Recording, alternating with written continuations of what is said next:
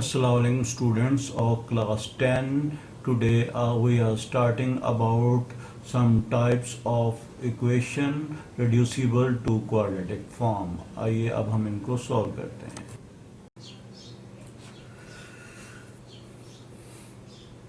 Welcome students. आज हम start करने लगे हैं equation reducible to quadratic form. मतलब हमारे पास कुछ ऐसी इक्वेशंस होंगी जो कि पहले क्वाड्रेटिक नहीं होंगी, हम उनको रिड्यूस करेंगे मुख्तलिफ मेथड के ज़रिए क्वाड्रेटिक फॉर्म में, देन सॉल्व करेंगे. मतलब ये हमें टाइप 1 फॉर एग्जांपल ये 4-5 टाइप हैं हमारे इस कोर्स में. इसमें ये पहली टाइप है ax4 plus b x square plus c equal to 0. अब देखते हैं यहाँ पर वेरिएबल में वैल्यू जो है, जो उसकी डिग्री है वो 2 नहीं है, 2 से ज़्यादा है, 4 है. इसे हम बाई क्वाड्रेटिक इक्वेशन कहते हैं. और इसको हम क्या करते हैं, इसको सॉल्व करने के लिए हमारे पास सब्स्टिट्यूशन मेथड होता है. मतलब हम इस जो वेरिएबल इक्वेशन के अंदर है उस वेरिएबल को किसी और वेरिएबल की अगेंस्ट लेट करके पहले उसको सॉल्व करते हैं, देन लास्ट में उसकी वैल्यू को पुट कर देते हैं. मतलब जहाँ पर भी हमें इस तरह की टाइप की मतलब x4 या बड़ी डिग्री वाली मिलेगी, इससे पहले हम उसको लेट करेंगे और देन हम उसको सॉल्व करेंगे. जैसा कि हमारे पास replacing x square is equal to y in equation ax4 plus b x square plus c equal to 0, ये बात बताई गई है. We get a quadratic in y. अब हम जो नया वेरिएबल लेट कर रहे हैं वो क्वाड्रेटिक की फॉर्म में होगा. क्वाड्रेटिक को सॉल्व करना मुख्तलिफ मेथड से बहुत आसान है. अब हम सबसे पहले क्या करते हैं, तो देखो ये हमारे पास एग्जांपल है x4 minus 13 x square plus 36 is equal to 0. तो यहाँ पर हम सबसे पहले क्या करते हैं, इस x4 का इलाज करते हैं. तो x4 का इलाज करने के लिए हम क्या करते हैं, उससे जो छोटी डिग्री होती है, मतलब जो जिस तरह क्वाड्रेटिक में ax square plus b x plus c, मतलब जो x होता है तो यहाँ पर x स्क्वायर होगा.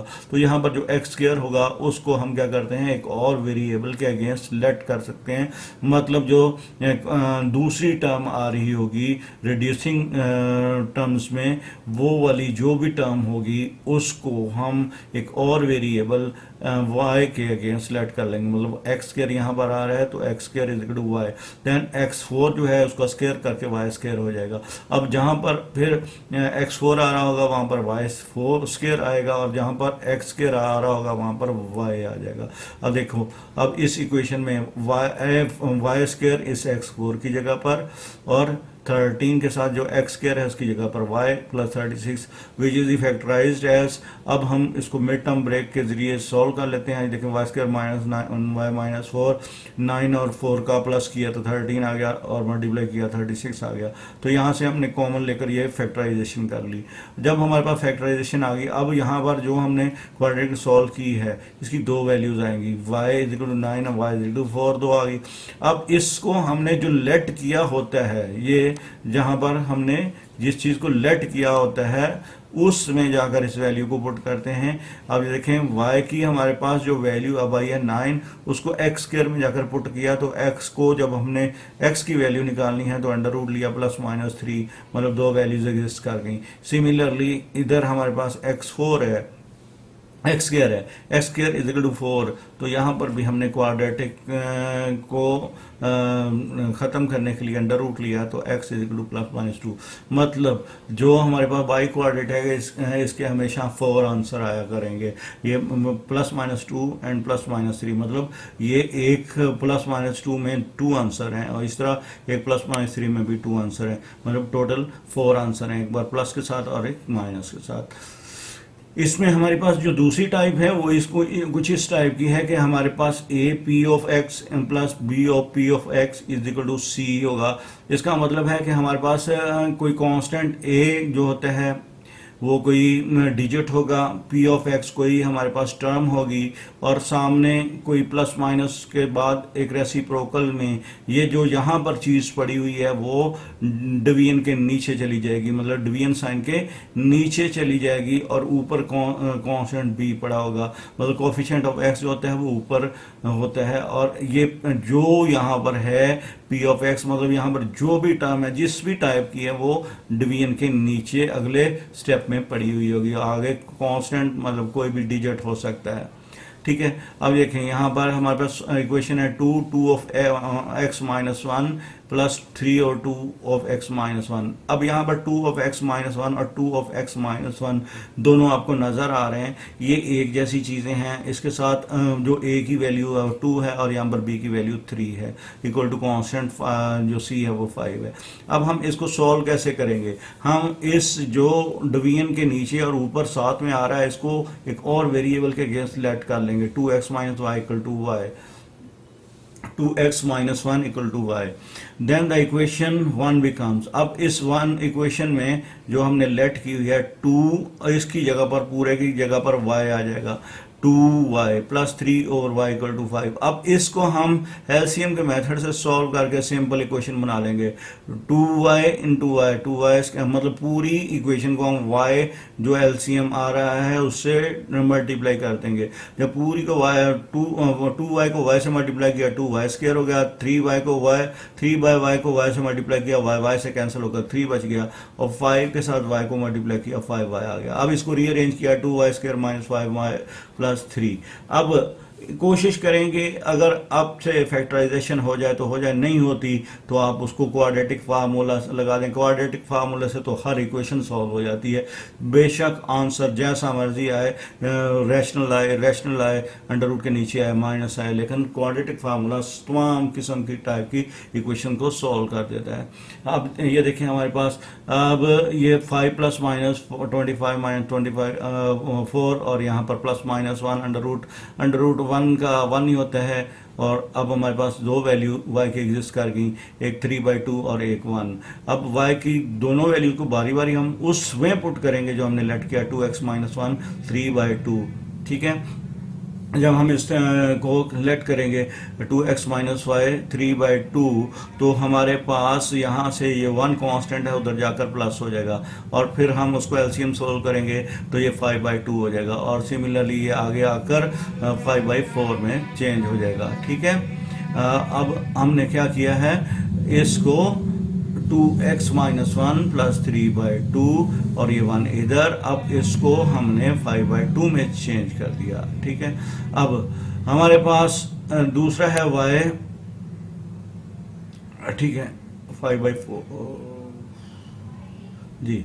अब ये 5/2 कैसे 5/4 में चेंज हुआ? इस वजह से क्योंकि 2 के साथ भी एक x है और x की हमें वैल्यू निकालनी है, तो इस 2 को इसके नीचे जाकर हमने डिवाइड कर दिया तो 5/2 5/4 में चेंज हो गया। अब हमारे पास y is equal to 1, 2x minus 1 equal to 1। अब यहाँ से 1 उधर जाकर प्लस हो गया और 2x के साथ जो 2 पड़ा हुआ है उसको उधर जाकर डिवाइड कर दिया तो हमारे पास x इक्वल टू 1 आ गया। The solution set is 1 5/4। हमारे पास टाइप 3 है, इसे कहते हैं रेसिप्रोकल इक्वेशन। रेसिप्रोकल इक्वेशन क्या होती है कि हमारे पास जो a के साथ टर्म पड़ी होती है वो b के साथ बिल्कुल उसके कुछ उल्ट छुल्ट सी हुई होती है। अब देखो हमारे पास ax square plus 1 over x square plus b x plus 1 over x. An equation is said to be reciprocal equation if it remains unchanged when x is placed with 1 over x। अगर हम x को 1 over x से replace कर दें तो value में कोई भी चेंज नहीं आता, मतलब इक्वेशन वैसी की वैसी रहेगी। अगर पूरी की पूरी इक्वेशन के जहाँ पर x हैं उनको हम 1/x से चेंज कर दें तो ओवरऑल वैल्यू पर कोई फर्क नहीं पड़ता। Replacing x by 1 over x in ax4 bx cube plus c x square minus b x plus a equal to 0। अब देखते हैं हमारे पास जहाँ पर हमारे पास x है 4, उसको 1 ओवर x से हम रिप्लेस कर दिया। अब ये देखो a 1 over x 4, b 1 over x cube और ये। अब हमारे पास जो चीज़ बाकी बची वो a माइनस बी एक्स, ठीक है, और c x square minus b x cube और ये we get the same equation. ठीक है, कैसे? अब हाँ यहाँ से असल में हमने x4 x cube x square x इन सारों को एक ही जैसी टर्म किस से x4 से डिवाइड कर दिया। जब x4 से डिवाइड किया तो ये सारी ही हमारे पास सिंपल वैल्यूज बन गई। ठीक है, और एक असल में रेसिप्रोकल के नीचे से असल में ये डिग्री वहां से रिड्यूस हो गई है, ठीक है। अब we get the same equation, then ax4 bx³ plus cx² minus bx plus a is a reciprocal equation. The method for solving reciprocal equation is illustrated through an example. अब हम एक एग्जाम्पल के जरिए इसको सॉल्व करेंगे, ठीक है। अब देखें इस इक्वेशन में, ये देखें गौर से देखें, ये ax4 minus bx³ plus cx² minus bx plus a, और ये जब हमने इसको डिवाइड करके लाया वो तो दोबारा वैसी वही की वही पड़ी हुई है सारी की सारी। अगर हमने उसको चेंज भी किया 1/x से पूरी को, तो आप देखते हैं कि वो सेम वर्किंग के बाद वैसी की वैसी ही आ चुकी है। इसको कहते हैं रेसिप्रोकल इक्वेशन, कि हम अगर पूरी इक्वेशन में 1/x को x से रिप्लेस कर दें तो इक्वेशन हूबहू वही आ जाती है जो स्टार्ट में थी। अब इसको हम एक एग्जांपल की मदद से सॉल्व करते हैं। The solving equation two x for this this this and this. अब देखते हैं हम dividing each term by this, हम x4 को x² से इसको सारी को डिवाइड कर देते हैं। अब x² से जब हमने डिवाइड किया तो हम देखते हैं कि ये सिचुएशन आ गई। जब ये सिचुएशन आ गई, अब हम इसको रीअरेंज करते हैं। 2x² और प्लस 2x², इनको एक जगह पर लिख कर 2 को कॉमन ले लिया। इधर 5x और -5/x को एक जगह पर लिखकर -5 कॉमन ले लिया, -14। अब आपको एक ये सिंपल इक्वेशन बनी हुई नजर आ रही है जिसको हम इजीली किसी भी लेट के मेथड से आसानी से डील कर लेंगे। अब देखें हम इसको डील कैसे करते हैं।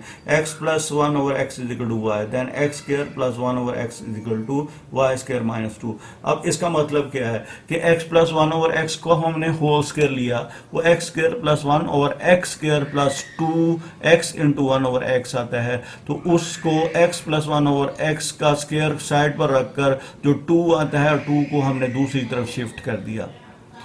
ये क्या किया हमने, taking square on both sides करके फिर इसके अनुसार जो 2 का फैक्टर आता है उसको दूसरी तरफ शिफ्ट किया है, ठीक है। अब हम क्या करेंगे, जहां पर हमें x² प्लस 1/x² नजर आ रहा होगा वहां पर हम क्या करेंगे, y² माइनस 2 पुट कर देंगे। अब देखें ऊपर वाली इक्वेशन में x² प्लस 1/x² की जगह पर हम क्या पुट कर देंगे, y² माइनस 2। अब 2 इंटू y² माइनस 2 हमारे पास इक्वेशन में आ गया, -5y, मतलब x प्लस 1/x की जगह पर हमने y लगा दिया, -14 इक्वल टू 0। अब हम क्या करते हैं, अब हम इसको गौर से देखें, अब इसको हम मल्टीप्लाई करते हैं, 2y² माइनस 2 4 और माइनस। अब इसको हमने रीअरेंज किया, जब रीअरेंज किया तो हमें एक क्वाड्रेटिक इक्वेशन की फॉर्म नजर आ गई, 2y² माइनस 5y माइनस 18। जब आपको क्वाड्रेटिक नजर आ गई तो आपके पास 3 मेथड हैं क्वाड्रेटिक सॉल्व करने के। कौन सा, डिवीजन, वो फैक्टराइजेशन, कंप्लीटिंग स्क्वायर और क्वाड्रेटिक फार्मूला, जिससे आपका दिल करता है करें। तो 2y² माइनस 9y प्लस, ये हमने मिड टर्म ब्रेक की। मिड टर्म ब्रेक से हम देखते हैं कि हमारे पास 2 फैक्टर्स आ गए y के, y की 2 वैल्यूज आ गई, 2y minus 9 equal to 0 and y plus 2 equal to 0। अब y की वैल्यू क्या है, अब हम x प्लस 1/x हमने लेट किया था, अब x 1/x की यहाँ पर वैल्यू लगा दी, 2x plus 1/x minus 9 equal to 0, ठीक है। अब इसको सॉल्व किया तो ये हमारे पास आ गई इक्वेशन। ये हमने असल में एलसीएम लिया है, एलसीएम लेकर फिर एलसीएम के साथ पूरी इक्वेशन को हमने क्या कर दिया है, मल्टीप्लाई कर दिया है। तो जब हमने वो किया है तो फिर हमारे पास ये इक्वेशन आएगी है।